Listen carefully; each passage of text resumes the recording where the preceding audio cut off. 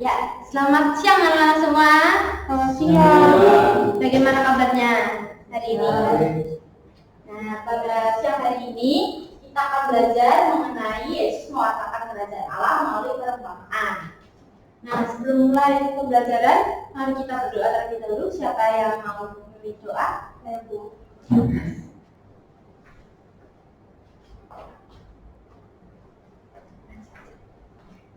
Dan teman-teman dan kita bersatu dalam doa dan Bapa dan Roh Kudus. Amin. Ya Yesus, Sang Guru, terima kasih atas hari ini Engkau mengundang kami untuk belajar bersama mendalami sabdamu. Bukalah hati pembudi kami agar kami dapat belajar dengan penuh kesungguhan, sehingga kami semakin mengenal Engkau sebagai Tuhan dan Guru kami. Amin. Dan Bapa dan Roh Kudus. Amin. Terima kasih Agnes. Ayo. Nah, sebelum masuk materi, Ibu ada satu pertanyaan. Pernahkah kalian mendengar cerita yang mengandung pesan moral, misalnya seperti dongeng si kancil dan buaya? Siapa yang pernah mendengar dongeng si kancil dan buaya? Nah, kira-kira apa pesan dari cerita dongeng itu? Pesannya itu tentang kebohongan, Bu. Oh, ya, kebohongan. Ada lagi yang tahu pesannya? Si kancil dengan cerdik menipu buaya, Bu. Ya, betul. Nah, dari dongeng si kancil dan buaya ini memberikan kita nasihat mengenai kita tidak boleh berbohong. Nah, Tuhan Yesus juga memberikan nasihat kepada murid-muridnya melalui sebuah perumpamaan. Nah, untuk kita tahu apa perumpamaan itu, kita masuk ke dalam materinya hari ini. Nah, pertanyaan untuk membuka pikiran kalian sebelum masuk materi, apa menurutmu kerajaan Allah itu? Apakah seperti kerajaan dalam dongeng-dongeng? Apakah semua orang bisa masuk ke kerajaan Allah? Nah, untuk tujuan pembelajaran pada siang hari ini adalah kita mampu memahami bahwa Yesus mewatakan kerajaan Allah melalui perumpamaan, serta mewujudkan semuanya itu melalui sikap dan tindakan dalam hidup kita sehari-hari. Nah, dari perumpamaan ini kita dapat mengambil hikmahnya untuk kita terapkan dalam hidup kita sehari-hari.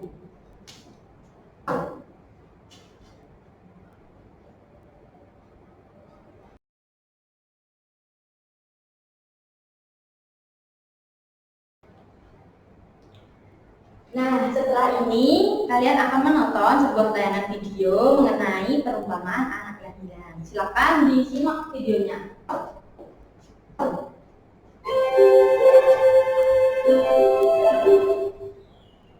Para pemimpin agama heran, mengapa Yesus mau menghabiskan waktunya bersama orang-orang jahat.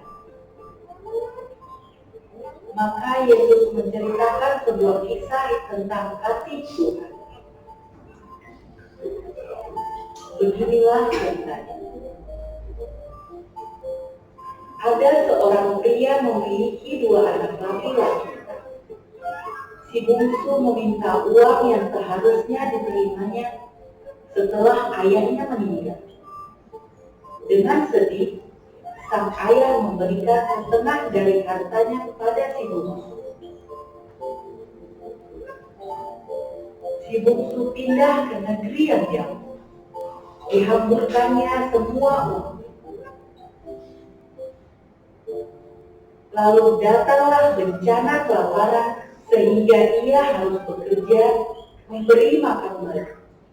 Ia amat lapar dan ingin sekali makan makanan babi itu.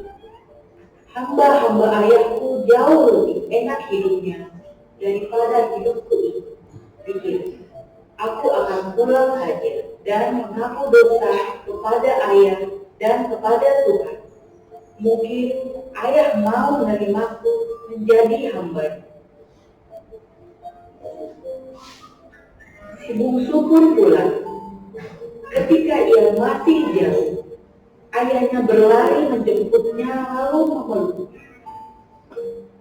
Kata si bungsu kepada ayahnya, "Aku tidak layak menjadi anak ayah." Kata sang ayah kepada hamba-hambanya, ambilkan jubahku yang terbaik untuk anakku ini. Pasangkan cincin di jarinya, panggang sapi yang paling gemuk. Anakku yang hilang kini telah ditemukan. Anak yang sulung marah ketika mendengar ada pesta.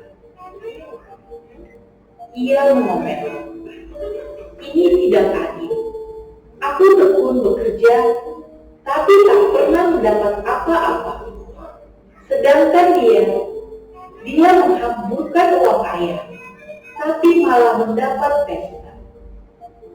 Jawab ayahnya, "Segala milikku adalah milikmu juga. Adikmu tadi mati, kini ia hidup kembali. Tadi ia hilang, kini ia ditemukan. Kita bisa apa lagi selain merayakannya?"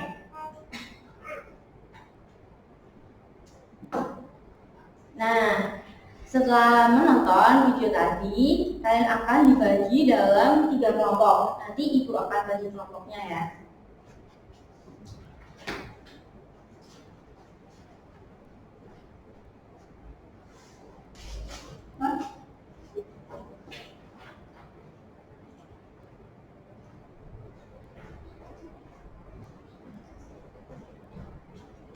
Nah, udah ibu bagi kelompoknya ya. Silahkan kalian mengerjakan selama 10 menit ya, mulai dari sekarang.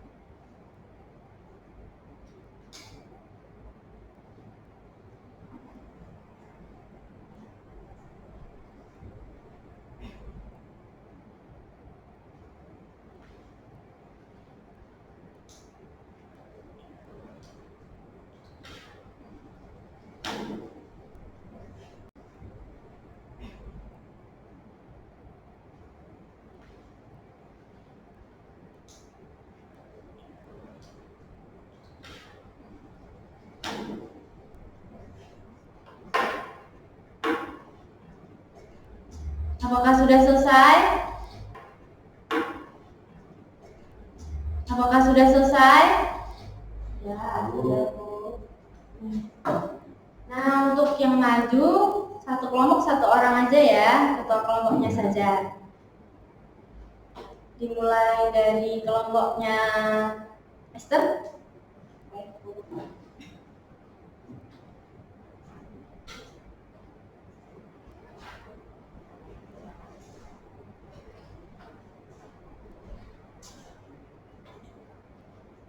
Itu dari kelompok kami. Yang pertama, mengapa anak bungsu meminta warisan kepada ayahnya? Jawaban kami Bu, anak bungsu meminta warisan karena dia ingin hidup mandiri dan bebas dari aturan ayahnya. Ini seperti ketika kita ingin mencoba sesuatu sendiri tanpa didampingi oleh orang tua. Dia berpikir dengan uang itu bisa hidup senang-senang, tapi sebenarnya dia belum paham bahwa hidup mandiri itu tidak semudah yang dibayangkan. Nah, jawaban pertanyaan kedua, apa yang dilakukan si bungsu setelah menerima harta warisan dari ayahnya? Setelah dapat warisan, si bungsu langsung pergi ke negeri yang jauh. Di sana, dia menghabiskan semua uangnya untuk berpesta pora dan hidup mewah. Ini seperti kalau kita diberi uang jajan banyak, lalu menghabiskannya semua untuk mainan atau jajanan dalam satu hari tanpa memikirkan hari esok? Dan yang ketiga, apa yang dialami si bungsu setelah menghabiskan harta warisannya? Jawaban kami, Bu, ketika uangnya habis, terjadi bencana kelaparan di negeri itu. Si bungsu menjadi sangat miskin sampai harus bekerja memberi makan babi, pekerjaan yang sangat hina bagi orang Yahudi. Dia bahkan ingin makan makanan babi itu karena sangat lapar. Ini mengajarkan bahwa hidup jauh dari Tuhan dan keluarga bisa membawa kita pada keadaan yang menyedihkan. Begitu, Bu, dari kelompok kami. Terima kasih kelompok Esther. Akan balik tempat. Selanjutnya kelompok kedua yaitu kelompok Tina.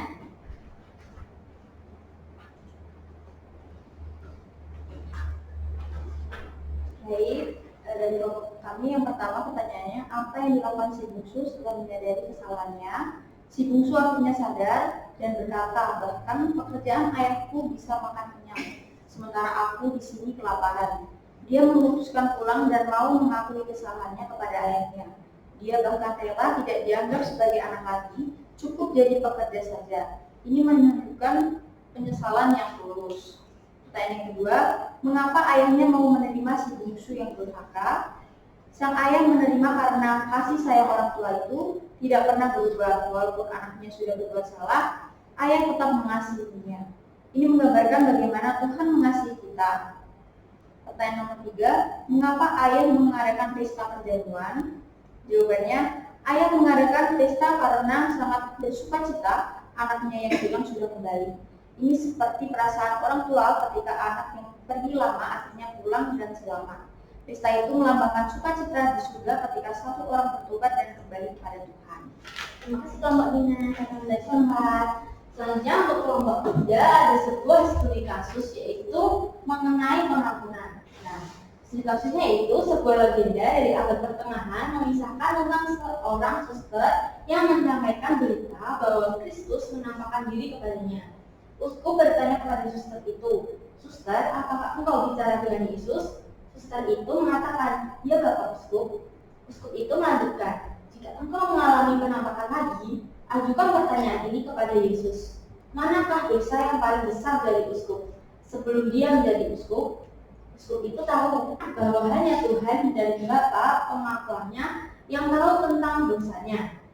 Kira-kira 3 bulan kemudian, suster itu datang bertemu dengan uskup.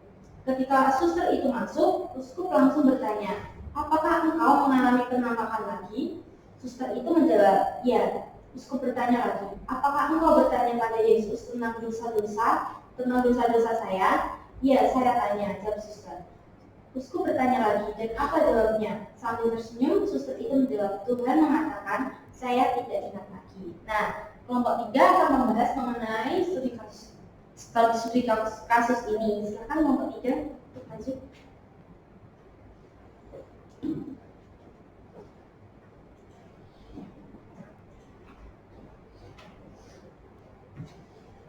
Baik, Ibu dan teman-teman, ini hasil diskusi kelompok kami. Pertanyaan pertama itu, menurut kalian kenapa Yesus bilang aku lupa tentang dosa uskup? Jawabannya, Yesus bilang aku lupa karena dia sudah mengakui dosa uskup itu. Ini menunjukkan betapa besar kasih sayang Tuhan. Ketika kita benar-benar menyesal dan berubah, Tuhan tidak akan mengungkit kesalahan kita lagi. Sama seperti kita meminta maaf kepada ibu atau bapak guru dengan tulus.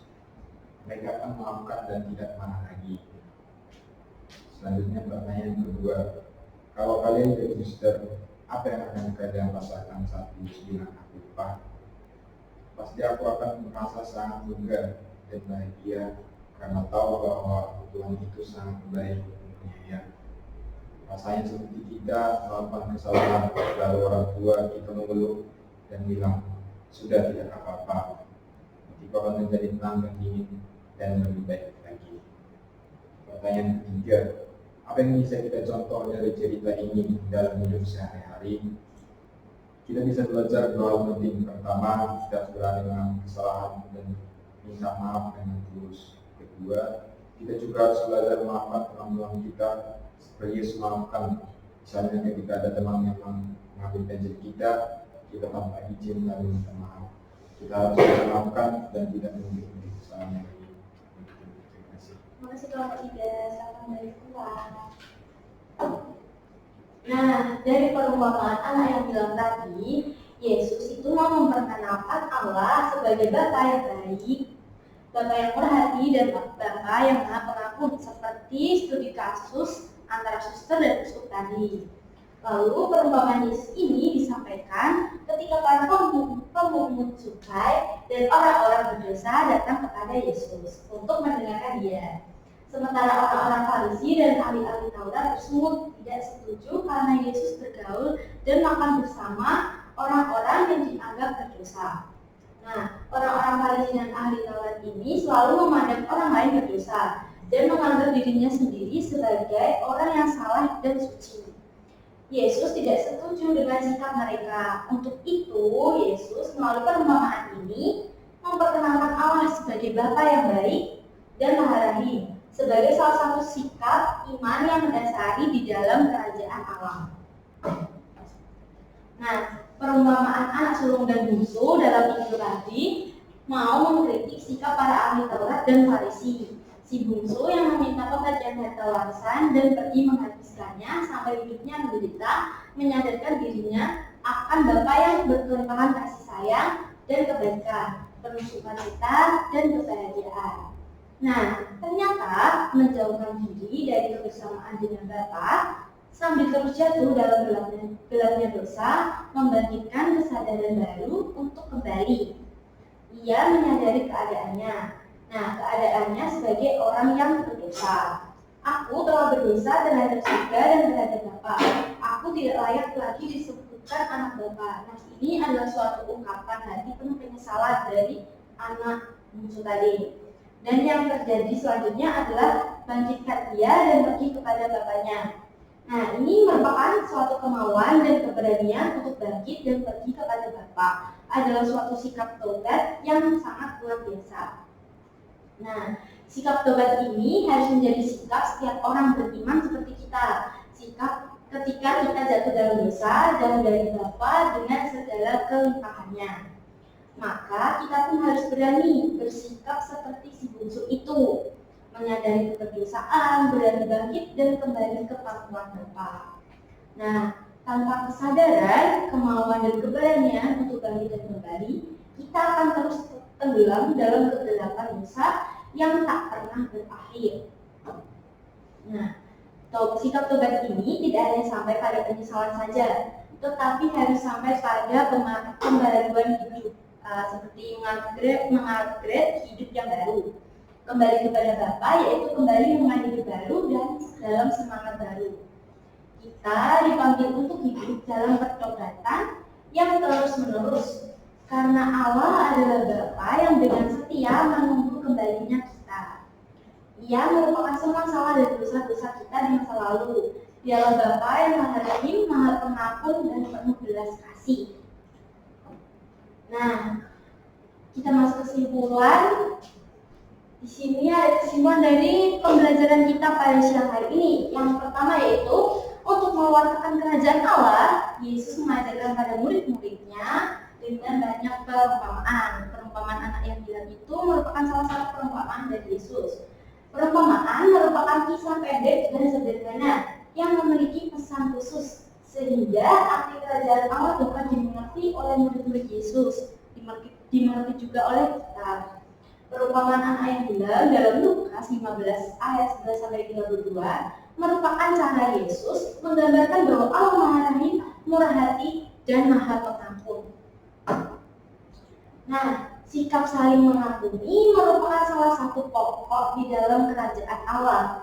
Allah Maha Besar mau mengampuni dan tidak mengingat-ingat dosa manusia lagi. Kita hendaknya memaafkan dan mengampuni sesama yang bersalah kepada kita. Lalu sebaliknya, ketika kita melakukan kesalahan dan dosa, hendaknya kita meladeni sikap rendah hati seperti si bungsu di dalam perumpamaan tadi mengenai arti nilai, yaitu berani mengampuni, menyesali dan bertobat, memohon ampun kepada Allah dan meminta maaf kepada sesama. Lalu kita merasa gembira karena kesalahan kita dimaafkan. Allah di surga pun yang penuh dengan penuh sukacita, orang-orang yang bertobat dan mohon ampun kepadanya. Nah, dari perumpamaan anak yang bilang tadi, kita menyadari bahwa kerajaan Allah akan terwujud jika kita saling mau memaafkan dan saling mengampuni.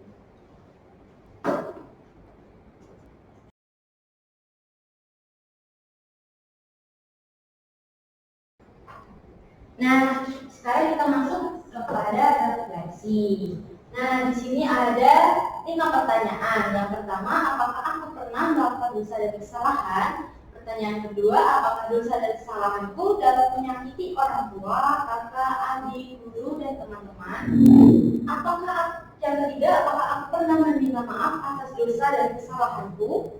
Yang keempat, apakah mereka memaafkan aku? Dan yang terakhir itu bagaimana perasaanku ketika mereka memaafkan aku? Silakan 5 pertanyaan ini dijawab di selembar kertas ini ya.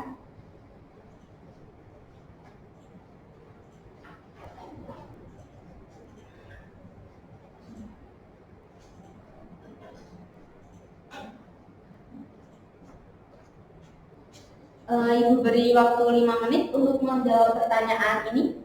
Silakan dijawab.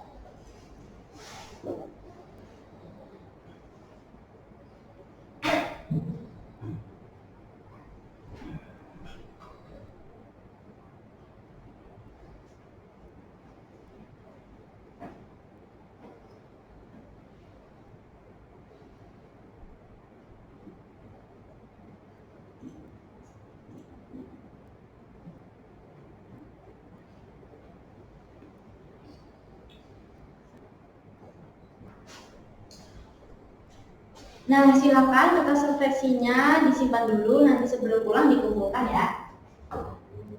Nah, ini adalah untuk tugas minggu depan. Silakan kalian meminta maaf atas kesalahan kalian dari ucapan, sikap maupun perilaku yang telah menyakiti hati orang tua, kakak atau adik. Nah, dari praktek minta maaf tersebut silakan dicatat bagaimana perasaan sebelum minta maaf dan bagaimana perasaan setelah meminta maaf dan sesudah minta maaf. Silakan tugas ini ditulis di selembar kertas, besok minggu depan dikumpulkan. Nah, sebelum kita pulang, mari kita berdoa terlebih dahulu.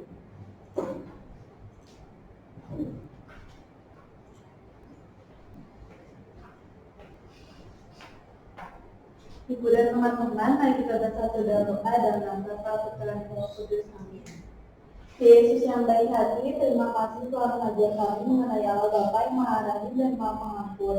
Ajarilah kami untuk bersikap rendah hati, mengakui kesalahan dan meminta maaf atas kesalahan. Ajarilah kami juga untuk memaafkan orang lain yang bersalah kepada kami. Karena Engkau Tuhan dan Pengacara kami kini dan sepanjang segala masa. Amin. Karena Bapa, Putra dan Roh Kudus. Amin. Terima kasih sama Ibu. Nah, cukup sekian pelajaran pada siang hari ini. Selamat bertemu kembali di minggu depan. Terima kasih semuanya.